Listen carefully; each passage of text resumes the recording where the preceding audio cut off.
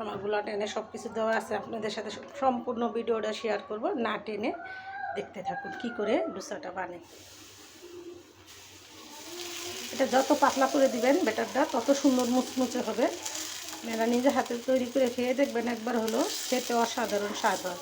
তো ভাত ফেলে দেওয়া বা কখনো ভাত ফেলে না দিয়ে এরকম করে একটা ডোসা বানিয়ে খেয়ে দেখবেন। রোজার দিনে যখন ইফতারের পরে একটু বাড়তি সময় থাকে তখন অনেক কিছু খেতে ইচ্ছা করে, তখন যদি এরকম একটা ডোসা খাওয়া যায় খুবই মনটা ফুরফুরে হয়ে যায়। তো আমি এই ডোসাটা কী দিয়ে খাবো সেটাও আপনাদের সাথে শেয়ার করতেছি, চলুন দেখি। এখানে নিয়েছি আমি চিংড়ি মাছ দিয়ে কলার পাতুরি, আর এই ডোসা মুচমুচে দেখেন কত সুন্দর মুচমুচে হয়েছে, দেখতে যেমন লোভনীয় হয়েছে, খেতেও কিন্তু অসাধারণ স্বাদ হয়েছে।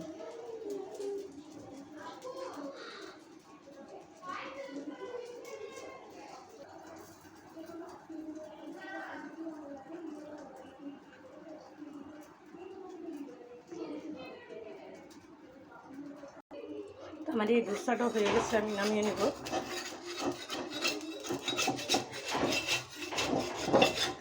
দেখেন অনায়াসে উঠে যায়, এটাতে তেল মশলা কিছুই দিয়ে নেই, শুধু কাঁচামরিচ পেঁয়াজ আর লবণ দিয়েই বানানো।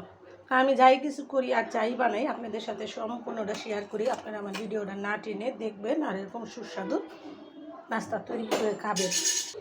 আমি আরেকটা দিয়ে দিব।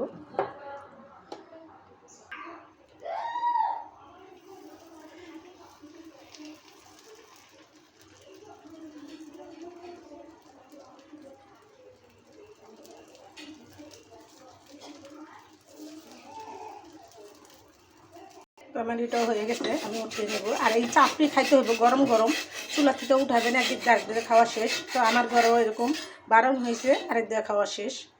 আমি এখানে আরেকটা বানিয়ে নিব আর আপনাদের সাথে শেয়ার করলাম কি দিয়ে কি উপকরণ দিয়ে বানালাম, সম্পূর্ণটা আপনাদের সাথে শেয়ার করলাম। আপনারা আমার ভিডিওটা না টেনে দেখবেন আর এরকম সুস্বাদু বানিয়ে খাবেন। এটা জাল ছাড়া আমার নাতিনের জন্য বানালাম।